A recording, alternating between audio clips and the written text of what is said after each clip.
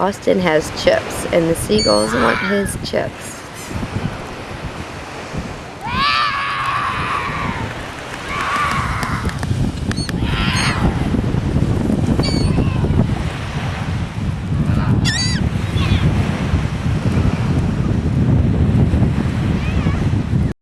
Austin dropped his chips, and the seagulls ate them all gone.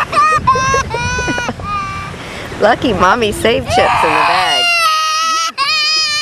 Saved some chips, so Austin's trying to put them all in his mouth before the birdies get them. It's okay.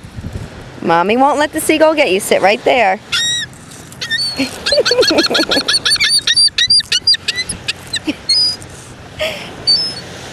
Mommy's got more chips.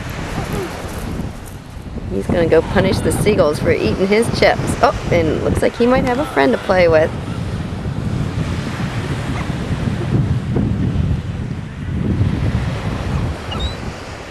We found the bag.